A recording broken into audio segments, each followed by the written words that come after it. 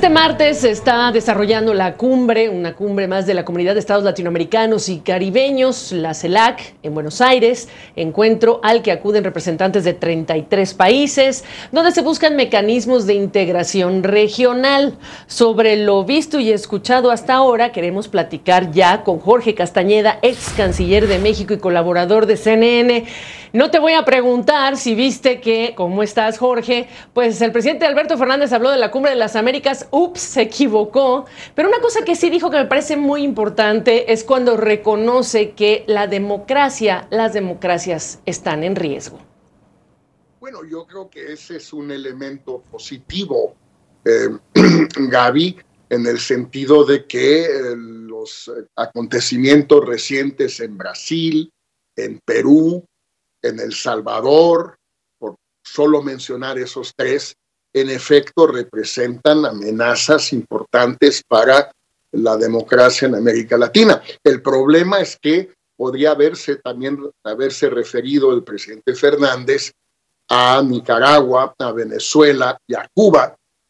Tengo entendido que los dictadores Daniel Ortega y Nicolás Maduro no fueron a Buenos Aires, pero el dictador Díaz-Canel tengo entendido que sí fue. Entonces, cuando el presidente Alberto Fernández se refiere a las amenazas a la democracia, pues también podría referirse a las dictaduras, es decir, a los países donde no hay democracia. Pero bueno, supongo que algo es mejor que nada. Es que ese es el tema, Jorge. Es una cumbre llena de ideología y entró al quite pues el presidente de Uruguay, Lacalle Pou, cuando habla frente a estos representantes de que se habla de respeto a la democracia, las instituciones y los derechos humanos, pero dice, aquí hay países en este foro que no respetan ni lo uno ni lo otro. Bueno, lo dijo muy bien, así como lo había dicho también en México, Gaby, en la anterior cumbre de la CELAC, cuando México era el presidente pro tempore, y donde sí acudió Nicolás Maduro, y bueno, desde luego Díaz-Canel. No fue Daniel Ortega, pero Pou fue muy claro también en referirse directamente a Díaz-Canel, y recordarás que Díaz-Canel le contestó, es probable, es posible que en Buenos Aires en esta ocasión Díaz-Canel o algún representante de Venezuela o de Nicaragua le respondan al presidente uruguayo. Pero este es un problema de fondo de la CELAC, Gaby, que hay que entender. La CELAC viene de lo que se llamó el Grupo de Río, que se creó en los años 80 por unos 7, 8 países recién transitados a la democracia y que buscaban, entre otras cosas, la defensa colectiva de la democracia en América Latina. Pero a finales de la primera década de este siglo, México, dizque para contrarrestar la influencia de Brasil, invitó a Cuba a formar parte del Grupo de Río, que luego se transformó en la CELAC, donde empezaron ya a aparecer gobiernos cada vez más antidemocráticos. Cuba, desde luego, y poco después, en la CELAC, el presidente Hugo Chávez de Venezuela. Y ese es un poquito el pecado original de la CELAC.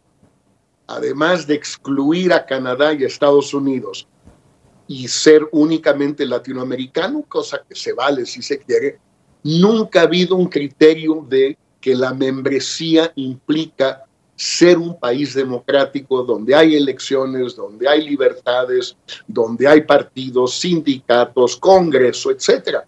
Y bueno, pues hasta la fecha sigue cargando con ese lastre la CELAC. En el minuto que me queda, Jorge Castañeda, la figura de algunos de estos presidentes o dictadores, como señalas, pues nos manda directamente el mensaje de que algunos de estos son parte del problema y no parte de la solución. ¿Cuál entonces es la medida de éxito de un encuentro como este? Bueno, si sacan, por ejemplo, un pronunciamiento claro de apoyo a la democracia brasileña, pues sería positivo. No sé qué hace un Díaz-Canel firmándolo, pero en fin, lo mismo con el caso del Perú, en el entendido de que haya un análisis, aunque fuera breve, de en dónde dónde radica la amenaza a la democracia peruana. Sin duda, en parte en el Congreso, seguramente en la represión excesiva por las fuerzas del orden, pero también en las manifestaciones en la calle y en los grupos de extrema izquierda que están ahí. Si no, pues van a ser pronunciamientos muy huecos. Pero yo creo que sería útil esto, sobre todo, Gaby, para terminar, si permite dejar en un segundo plazo este chiste, digamos, una broma de mal gusto de una moneda común de Argentina y Brasil. Yo no veo qué país en el mundo quisiera tener una moneda común con los argentinos. Acabas entonces también no pagando tus deudas con una inflación tremenda. Ya, que los argentinos se queden con la moneda que tienen, que no vale gran cosa, y que no fastidien a los demás. Pues vamos a analizar justamente los ingredientes que se requieren para que la gente entienda, fuera de ideologías, en la práctica, qué ingredientes se requieren, y lo haremos más tarde en este mismo espacio. Jorge Castañeda, gusto saludarte, gracias. Gracias, Gaby, un fuerte abrazo.